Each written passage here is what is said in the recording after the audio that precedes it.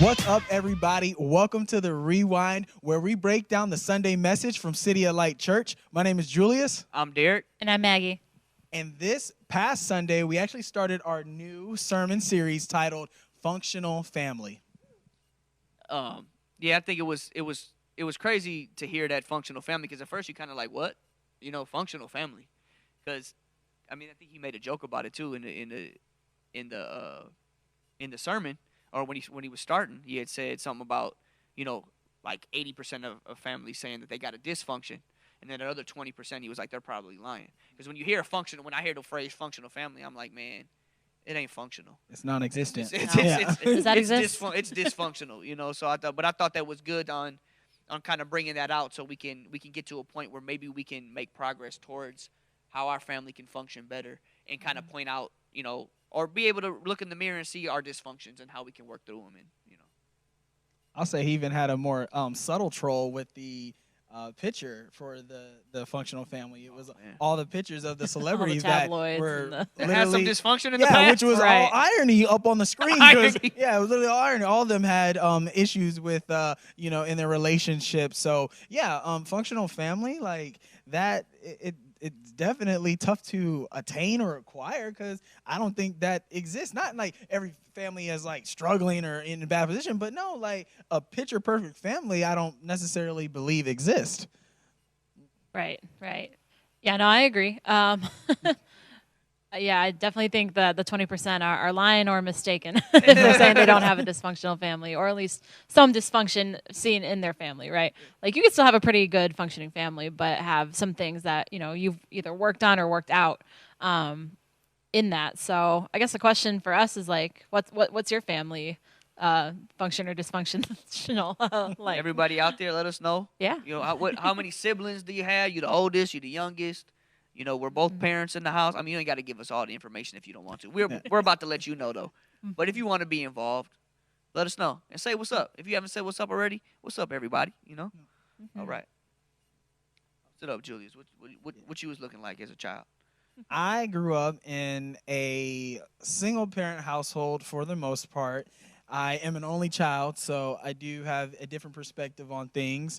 It was me and my mom majority growing up. My father actually passed away when I was younger. So, when I got into my late middle school years into high school and even now, it was just me and my mom. So it's a blessing in a weird sense, because I didn't have a lot of tension or conflict with my mom, and I know, with other people's relationships with their parents, they may not be the greatest. And I am thankful that I literally had one parent to rely on, and that was it. So if my relationship was not good with my mom, essentially I would have had no parents that I could go to for support, for conversation, for guidance. So I'm really thankful that my mom is so involved in my life and has helped me at least become the person that I am today. So that's just a little bit about my background. Yeah. Me and Julius are talking about that. We're, talking about our only child status. What's up? And I think that's certainly its own dynamic in itself. For me, I grew up with two parents. I'm biracial, so my mom's Asian, my dad's white. That added a lot of nuance to my life. I always kind of felt like I was the ambassador to both sides, because my mom, English is her second language, and she's an immigrant, and she grew up in poverty, and all these layers to her life, right?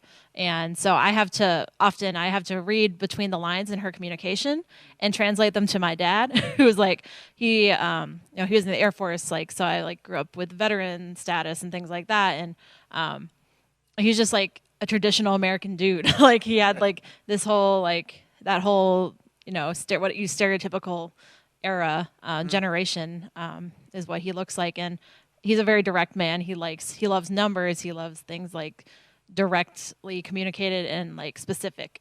So, and it's just not at all how she speaks, and so I kind of find myself in the middle a lot, and also just feeling very responsible for a lot of things and very self-sufficient independent. But I also had like my aunt lived in our house for a while, my grandma lived in our house for a while, so she took care of me. We go get recycling in the alleyways like together, and like those are some of my like younger memories of just growing up kind of doing what I want, but still having family around. And parents work 2 jobs, both of them. Yeah, they're very much about providing for me and for my family overseas and other things like that. So a lot going on. Yeah. But that's just like Sounds like a a lot. snapshot of all the things. Yeah. Well, for me, I was the oldest of 3 boys. So being the oldest is like you're always you're always the funny thing is that I was always in trouble for stuff because I was the oldest, I was the biggest, and then it comes to find out that I end up being the smallest of everybody. Both of my little brothers, 5 years younger, 8 years younger than me, they're both like 6'2", 240. Wow. What happened with you? I don't. I think I don't know. I got a hold of that Italian side Yeah. and my mom's side, and just kind of like stopped growing, and they just kept growing, and I'm like looking up, like, dang, I can't be bigger than them no more. I can't stomp on them anymore and tell them to leave me alone because they might toss me somewhere. But no, they didn't get big until after I was out the house anyway. But whatever. Yeah. But so growing up with them, and I had both of my parents at the house. They just, typical. We were a small family. We had my grandparents. We would go visit my grandparents on holidays and stuff. But it was really just me, my dad, my mom, and my 2 brothers. And it wasn't very direct. The communication was not direct at all. It was very, like, I hardly ever knew what was going on at my house because everybody was always yelling. And nobody really knew, like, so everybody was always bringing frustration from somewhere else. Sure. And nobody knew. Sometimes they just never understood where it was coming from, why it was coming. And then you would, like, you would flick a thorn on somebody. And then it would be like, oh, and then it would just like, so it's like everybody was always walking around in eggshells at my house because you never know if you were gonna flick that thorn, Sure. or if somebody was having a bad day, because if you did, they were gonna lash out at you. Yes. You know what I'm saying? Right. And it was just kind of that thing, and it was. But at the end of the day, my parents are still together. Me and my brothers are pretty cool for the most part. I'm just older. I'm a lot older than them, so I try to be connected to them, but But no, my parents still together. They still finding ways to stick it out, and I respect that in them. And me and my brother's pretty cool and doing our own things, but we still stay connected. So, but yeah. I'm sorry. Were you gonna say something? No, I was going to say there was a part you mentioned about the communication in the household, and so that leads us into our first clip. And before we get into the clip, I will say this past Sunday, if you haven't checked out the City of Light message, we did have a panel present during our starting off for the first message of the series. So a lot of these clips that we have are from the panel. So we'll go into this first one that speaks about direct communication. And so now within our household now what we find is my husband here they are more indirect as well, but I made it a vow to myself. Tell me exactly what it is that needs to be done, so that if it's direct, then we could face it. But if it's not, everybody's just going around in circles and guessing. So. Yeah, that was my wife. So she definitely understands that I grew up with it, like I was talking about earlier, the indirect kind of form of communication where nobody really knows what's going on. Nobody's actually telling anybody what's really going on. Like we're always everybody always just knows that you're upset, but nobody knows why. Nobody knows the root of the problem. We're not sitting down having a family talk about what's going on with your day, why you were upset. We never knew that. It was just like stay out of each other's way type of thing. You know what I'm saying? So it was like, so for me and for Morgan, what we're trying to do, especially with me, because that's what I'm used to doing, is just like, I'm upset, you're going to hear about it, and I don't care what anybody else thinks, to go sit down somewhere. And it's like, no, like, you got to, people should know why you're upset, and then those people should have an opportunity to speak on it. You know what I'm saying? They should have an opportunity to talk about it and talk through it, so that everybody kind of like she was talking about. You're not going around in circles and sending everybody different ways, and nobody actually is on the same, on the same foundation of understanding. Everybody's just in the house upset, and nobody truly knows the problem. And I think that's what we've been trying to focus on with our family is that communication. So even if I do mess up and I do resort to that, I'll step back and be like, look, I shouldn't have did it that way. I'm really actually upset because of blah, blah, blah. But I shouldn't have took it out on you like that. I shouldn't have, you know what I'm saying? And trying to work through it and trying to be more vocal about what's actually going on than people just ending the conversation with just dad yelling. And that's it, Yeah, I think that's really true. I think, because my parents, clash culturally a lot and, communication style-wise, they're just, very hot-tempered people, very stubborn people, and, very opinionated on both sides. And so often I would be the one to witness that as a child, witness their conflict, and it never got resolution.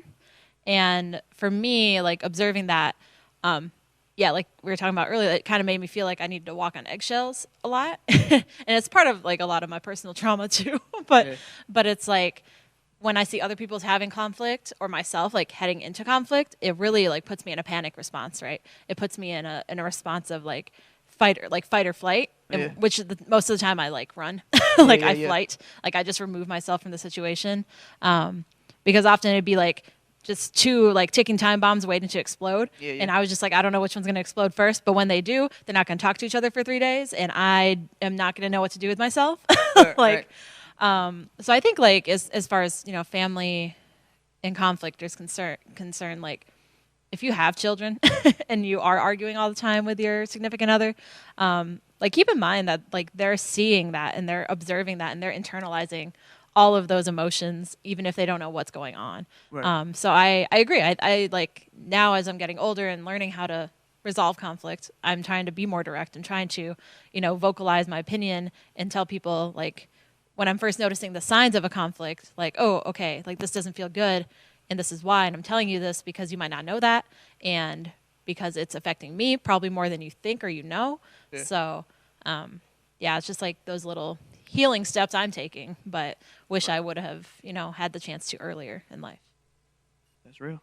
Yeah, it shows a lot of growth and maturity as well. And I'll say for myself that, I've grown a lot how I deal with communication and conflict and resolution and things of that nature. I would say in my younger years when I wasn't probably the greatest communicator, and so that does lead to a lot of issues when you're not communicating, because if you kind of just keep things to yourself, then nobody knows there's an issue. Nobody knows there's a problem if you don't at least express it. And I think more so growing up, obviously, with just me and my mom, I had one line of communication. It was just me and her. So I had to accept, the way that she spoke to me and everything as I was growing up. And it was fine. So granted, I am thankful for that. And so I think that kind of at least helped me as I started to get into more adult relationships and with, dealing with coworkers and friends and stuff. I think that kind of helped me to be able to communicate. But in my younger years, I didn't really necessarily communicate effectively. I think I was just kind of immature, still learning how to handle situations. But when you go through issues or events or whatever, you learn from them, and you learn how to be a better communicator. You learn how. And another thing that I think about is we all have different personalities, and you can't take the same approach with each person. You have to, as you get to know certain people, that, okay, I can't talk to Derek the same way I'm going to talk to Maggie because, it's going to produce a different result. Right. So, I think that's another thing to think about as you,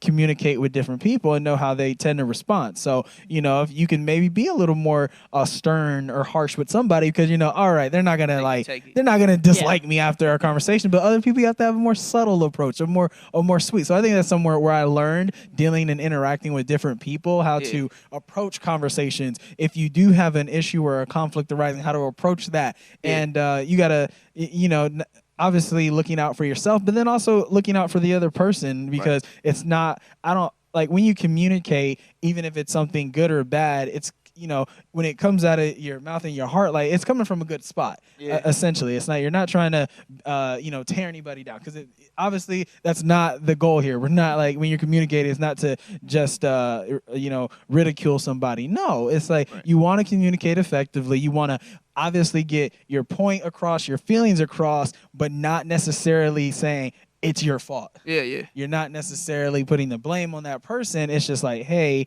I want to address certain things, and then, and it's communication is a two-way street. I know, ironic line, but it truly is, though. And so, when you say something, it is on the other person to how you respond. And so we can look at that in the reverse way too, when someone is communicating to you and how you respond. Are you gonna lash out, or are you going to actually be quick to listen, slow to anger? Yeah. And so that is something that, I think I've learned and I've thought about as I just grow older in handling communication in my different various relationships. Yeah, I think it's sometimes we can take the word direct the wrong way, because we use it in a selfish sense. Like, I'm going to be direct, and then we don't actually consider how direct, like how we're saying what we're saying. Like, it's okay to be direct about what you're saying, but like you were saying, you still got to kind of understand who you're talking to. Yeah. You know what I'm saying? And in the realm that we're in, at least we got help. We got Holy Spirit that can be like, God, help me make sure that I'm saying this right, because if I say it how I want to say it, help them hear it right too. Like, because it's kind of like we were talking, how we were explaining the different ways we grew up. Some people are only children. Some people are the oldest. Some people are middle. Some people are the baby of the family. You know what I'm saying? So it's like, you got to understand that the way people grow up, give them a different way of thinking sometimes. And who you're talking to, you kind of got to have that understanding of, wait, let me make sure I'm being direct, but being direct the right way, so it doesn't come off disrespectful to them, or I'm not offending them, or, you know what I'm saying? And I think that goes into this next clip, where it kind of talks about, like, the generational, some things being different from generation to generation, and how we got to kind of, as we take things, we got to kind of, it's kind of a learning experience based off we grew up, and kind of how we might deal with our children, or deal with the younger people that are coming up. So check it out. But like I was saying, we let our kids, give their opinion. And at times for me, I kind of find it like, hold on, don't be disrespectful while you're going ahead and saying what you want to say. But like I said, but that's just because of the way I grew up. We didn't give our opinion. We didn't, tell our side of the story and like that. Unless we were asked, you just dealt with it and you kind of moved on. So as far as like I respect that. My parents taught us to be respectful of your elder, obviously of them parents, but of your elders and anybody with authority. You always have to be respectful, and then you project anywhere you went. You wanted to represent the family as a respectful family, and so I try to do the same thing with my kids. But like I said, allowing them to give more opinion and be a little more vocal. At times, easy for them, a little more challenging for me, just because of the way I grew up. So communication is definitely an ongoing learning situation. So, as we watch this clip, as I watch this clip, one of the things that I took away is that as an adult or a person of authority, you're impressionable. You're very impressionable. So when I think of when I'm younger, whoever, my mom is someone who I look up to, I'm going to, maybe mimic her behavior, mimic the style or however she talks or whatever, and that's the person that I become. And so, product of our environment. Yeah, exactly. Product of your environment. And so when Danny was mentioning how in the household he was brought up in, they were instilling like fear and making them scared, so they would behave correctly when they would go out in public. I think as a young child, I get it. It's like, yeah, I'm gonna respect my parent, but it's like in a fearful way. That's not how I necessarily want to, see my children be raised. Like, I want you to respect me, and I want you to be comfortable enough to be able to come and talk to me. Right. But if I am being an authoritative person where I'm just being very strict or militant with you and saying, hey, you got to do this when I tell you to do it, or you need my way or the highway. Yeah, exactly. I think in and I can only speak for myself, but like that could be a turnoff for me if someone's trying to dictate my every move in life. And it just made me think of like when I had a manager one time, and like they were a micromanager, and so they're just breathing down your neck and what are you doing? And like that's not a very healthy environment to work in. So I just think about someone who's living in that, like that's not a healthy a place to be when you're growing up. So I think when we got to look at ourselves too in our actions, because when we're dealing with I don't have any kids currently, but when you're dealing with youth or somebody who kind of that lacks guidance or something at the time, because they're just they're impressionable. They're gonna like one thing this day and like something else the next. And so us being a good representative from how we communicate, the kind of advice, the things that we are teaching people that are younger than us, we got to look at ourselves and make sure that we are doing things the right way and doing them from like a godly perspective, so that we are not just leading the kids in a different direction, leading younger generations in a different direction. You in the house, man. You in the house. Yeah, I think that's a good point, Julius, is leading them in a godly way. Like I think of when I started studying the scriptures, I always looked at Jesus, and I looked at like, how did Jesus work with the people who were making him angry? Like, what did he do when they came at him with all these like hard questions or opinions? And most of the time, he just had a conversation. He just asked them questions like, why do you think that? Or who do you say I am? Or, the law says this, but I'm saying this, and what do you think about that? So in that sense, Jesus didn't come to instill fear in anyone. Like, he came to tell them, he was the Messiah, and he was here to do what God told him to do. And like in pretty much all the cases, he did it with truth and compassion, and like I think that's it, right? Like it's that directness of I'm gonna love you, but I'm also gonna tell you what's up, and I'm gonna tell you like who my authority is and what I have, like what power I hold, and why it's important, and why you should respect that. Right. But I'm not gonna he gave us free will. Like God gave us free will. Like I'm not gonna like make you do anything that your heart doesn't want to do.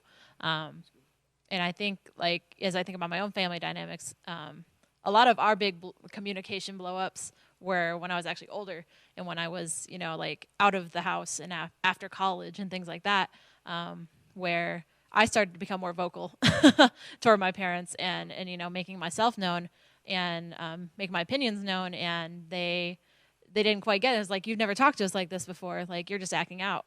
It's wow. Actually, I'm not. Like, I've always held these opinions, but I was not strong enough to, like, come at it with respect and come at it, with my whole mind and my whole heart engaged, because one of the others would be, like, flipped off, or they would be, like, so messed up by, like, stuff from my childhood. So, it's a process of, like, learning, how to have adult relationships with good communication, just from my experience. But I feel like if I could go to one spot in history or in the Bible and go back and watch what happened, it would be when Jesus flipped the tables. Because I really want to know how I want to know what his demeanor was like. I want to know what led up to it, because everybody will just assume Jesus got angry and just started flipping tables. But we sometimes we try to justify our own anger because we'd be like, Jesus flipped the tables. But no, I definitely can connect with that, especially where Julius was kind of hitting home. You know what I'm saying? Because I definitely that's where I consistently try to deal with myself on, especially as a father and as a son too. Because it's like to this day, I mean, me and my dad are cool. You know what I'm saying? When I first left the house, it probably was a different story. I was young. I had certain perceptions to where I was like, I don't want to mess with dude at all. I could care less if I talk to him or not. Now we're cool enough to where I can go see him. We have casual conversation, but it's still to the point of where like I really don't know how to talk to him, or I don't know what to say, what not to say, because I don't know if he's going to be critical. I don't know if he's just gonna overrun me with him assuming he's right. You know what I'm saying? So it's like I kind of grew up with that. He was always right. I'm wrong. Just don't say anything if you really don't got nothing to say. or if you don't really know, because if you don't actually know, he's gonna make you feel like you shouldn't have said anything at all. Sure. So with my kids now, that's where I am, is where I'm trying to be understanding and trying to look at them as, all right, I know I'm the father, I think I'm right, but they still have an opinion, or they still have an understanding, they still have their side of the story, and I need to try to be open to what they have to say, so that they don't look at me the same way that I look at my dad. Sure. Or they don't get around, and then, like I said, it's getting better, and I'm working on it. Jesus is, thank God for Jesus, because if it wasn't for that, I'd be holding a grudge. Right. But I'm around him. I try to be there. When I need help, I ask him for help on stuff. He'll talk to me about stuff. It's way better than I can remember growing up. But it was hard, and so that's what I'm used to, and I'm trying my best not to relay that same to all of my children, because like you said, I want my children to be able to talk to me. Talk. I want you to come to me for wisdom, for knowledge. That's what I have God for. That's what I'm the leader of this family for. But if I'm counteracting that with my anger and my frustration or my control, then we can't really get to what we need to get to, and I can't really be the leader that can help you get where you need to go if I'm just so busy focused on me being right and my control. And I need to understand their perspective, especially having the kids that I have, all the kids that I have. Everyone's got their different understanding, from the oldest to the youngest. So I need to be more open. I need to be more understanding. And the next clip that we go into is kind of she kind of talks about from generation to generation, the if you don't, she says that she words it a certain way, and how from one generation to the next how things happen. But I want you to hear her. I just wanted to add one line to that, and that has meant so much to me, and I've written it 1,000 times in my journal, is pain that is not transformed by Jesus will be transmitted to those you love. Yep. And there is no pain that cannot be transformed so that you stop transforming. She dropped a bar right there, y'all. Like that, to me, there's so much that opened up in my mind when she said that. And even the scripture, I had actually been studying that scripture before it even came up in the panel, where I think it was Corinthians, where Pastor Brian brought it up. He said, where it says, we don't battle with flesh and blood, but with principalities in high places, with spiritual things. You know what I'm saying? Yeah. And I think it kind of like made me understand why I got married young, why I became a father young. Because a lot of people they'll down talk you for that, and they'll say, why did you do that? You shouldn't have did it that young. You should have lived a little bit. But for me, if I wouldn't have got the opportunity to see some of the things that my dad dealt with, I wouldn't fully have an understanding of. I would always try to be blamed. I would always try to blame him. Like at that point in my life before I got married, I was blaming him for my mental struggles, for my turmoil, for everything I was doing based off what I had to go through with the. It wasn't physical, but it was a mental abuse. You know what I'm saying? And I would blame him. But being married and being a father, now I realize the other side of things. Like, oh, that's why he did that. That's why he was not giving him any excuse, but it gave me an understanding. And it then I went over and I was like, you know what? It was my mom's fault. And now I'm blaming my mom, but then I realized, you know what? No, it wasn't her fault. So now it's like, now I'm looking at my wife like, no, it's her fault. Now I'm looking at my kids like, and it becomes this blame game where I continue to just blame everybody around me instead of realizing that scripture. We go back to that scripture where it's not a battle of flesh and blood, to understand what Grace said. Sin is transferred. You get what I'm saying? Like, I can't hold my dad accountable for the sins that were transferred from the next generation to the next and transferred to me, because he didn't have the opportunity to put God on it. So God has come into my life. I've accepted him into my life. And now I have this opportunity to apply this to the trauma, to the sin, to these things, and help it transform it into something else and how I deal with my kids. So it takes away the blame. Because if you're so busy blaming people, you can never be accountable. And you can never really focus on, okay, what can I do to change it? God, help me change this. Help me be better. So I don't want to blame anybody. because I understand it wasn't my dad's fault. It wasn't my mom's fault. It wasn't even their parents' fault. Because there's so many generations before us, we don't realize where the sin started. We just know it gets transferred. And if you don't stop and try to allow God to help you deal with it, it's just going to keep on going. So now what I see is, I see what's transferring to my children. I see what I've already done. But because I understand, I can be like, you know what? Let's deal with it. This is from me. You know what I'm saying? I deal with my, like, you got that from me. That's when I see it in my kids, like, dang it. Yeah, that's me. God, help me talk to them. Help me talk to them and help them deal with it, because I understand that they got it from me.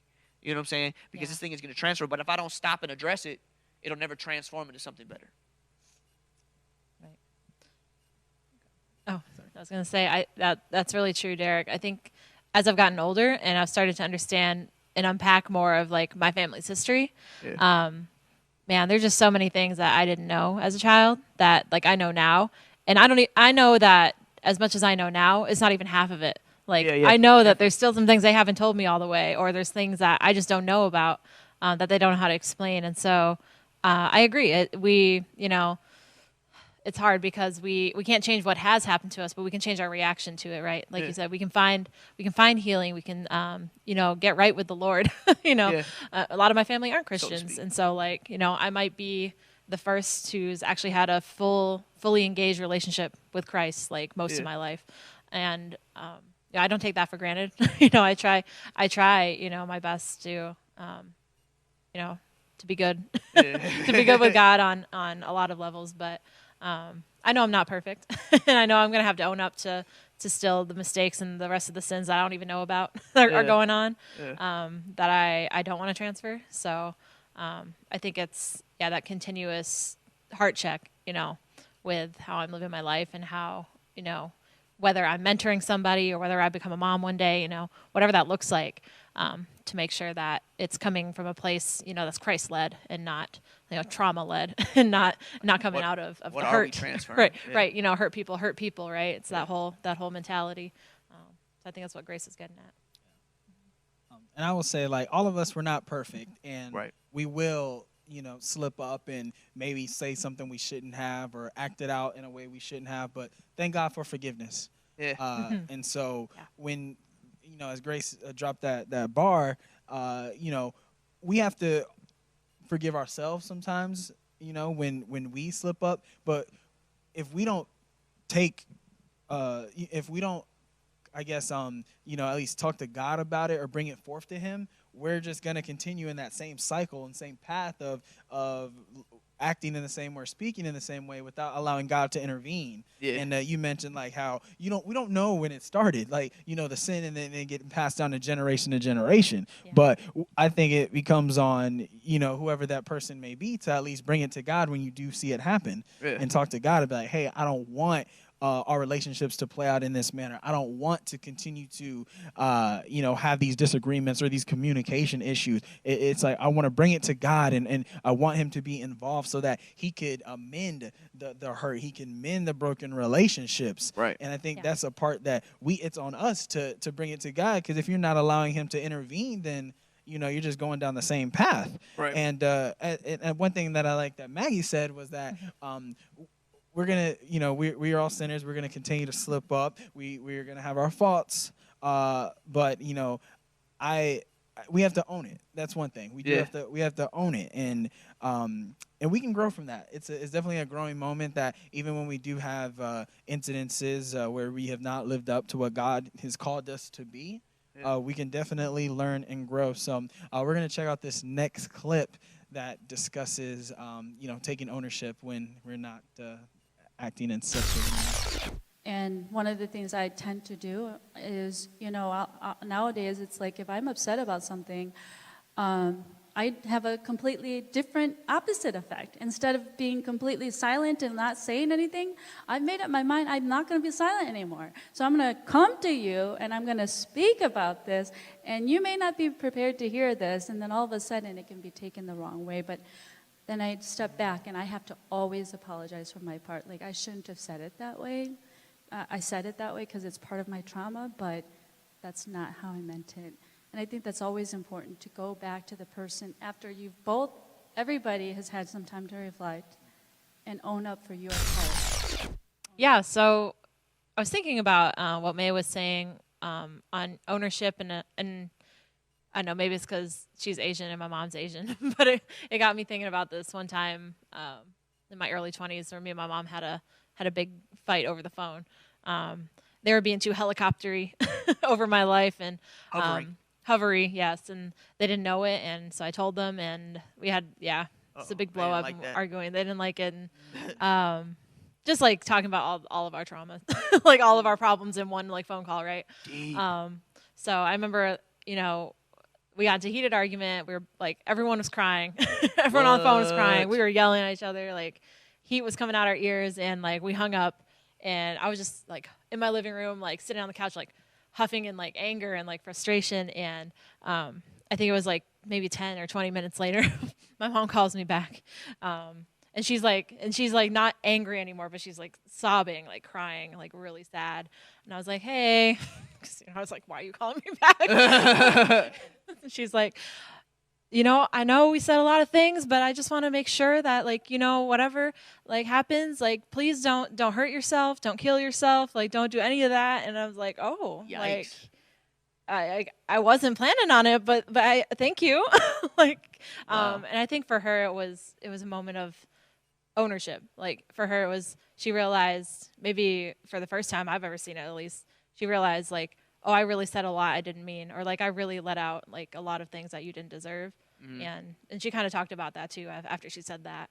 I was like, I was crying because she was crying, and then I was like, yeah, well, thank you, for saying that, and thank you. I wasn't planning on it, but like, thank you for looking out for me and my mental health, and like making sure I'm okay. And I might need some time, but we'll come back and we'll talk again, later about all this. And so, I really appreciated that. I appreciated her having moments of clarity, after everything blew up, and just saying sorry, like saying, I didn't mean to hurt you that much, and I'm sure you didn't mean to hurt me in the ways that we did. And I think that was really the start of a lot of healing in our relationship. And I think I chalk it up to that moment of ownership for both of us, like saying, yeah, that was a little whack. Like that was a little much. Yeah, That's dope. we can be better. Like we can reset our expectations for each other in our our family relationship now. Like what is our new dynamic, and it's been good ever since. So I'm grateful. Breakthrough moment right Yeah. there, honestly. So really great to hear.